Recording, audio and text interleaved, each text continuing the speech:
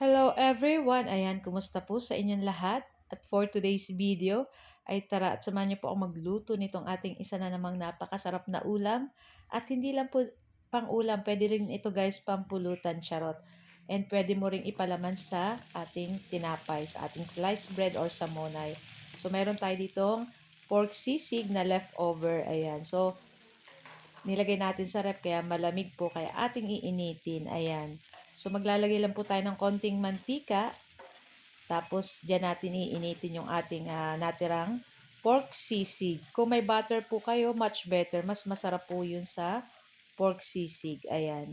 So yung ating pork sisig guys, may timpla na yan na sibuyas, may konting sili, may konting luya, paminta, at medyo may alat-alat na. Pero kulang lang siya guys ng mayonnaise. Kaya lalagyan natin yan ng mayonnaise para mas masarap yung ating pork sisig. So lalagyan lang po natin ng konti lang. Ayan, kasi yung ating pork sisig hindi naman ganun karami. Kaya okay na yan.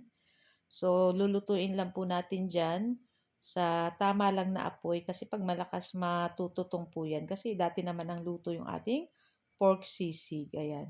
So lutuin lang natin kasama nung mayonnaise yung ating pork sisig. Ayan. So, napakasarap nito guys. Nung hindi pa to nalalagay sa rep, ayan, napaka-crunchy at ang sarap. Talagang sarap iulam. Tas ang lutong-lutong. Ayan. So, after nito, hindi na tayo maglalagay ng asin dun sa ating itlog na binate. So, maglalagay lang tayo dito ng konting liquid seasoning para mas may lasa at mas masarap. Tapos, ayan na nga, at halu-haluin lang natin iyan guys. So, shout out nga po pala sa ating new followers ng Mamshi and Three Sons. Thank you guys sa inyong lahat. Ayan. So, pwede na natin guys ilagay yung ating binating itlog. So, gumamit po ako dyan ng 4 na pirasong itlog.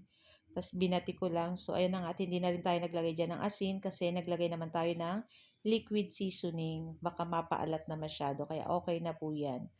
So, lutuin lang po natin itong ating itlog dyan.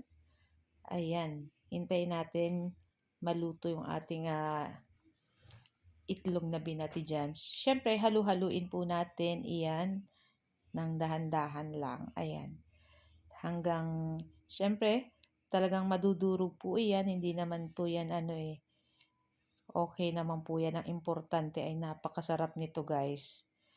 Sarap sa fried rice. Nako. Tapos may kapartner na kapeng mainit dahil syempre malamig na malamig pa rin po hanggang ngayon ang ating panahon. Sulitin na natin guys. Kasi pag nag-February na or pagpasok ng March, tingin ko mararamdaman na rin natin yung init. Ayan yung summer.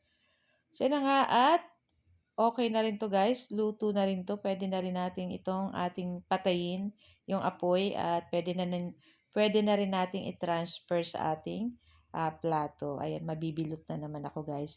So guys, ito lang po ang aming video today and thank you guys for watching. See you our next video. Ciao! Bye!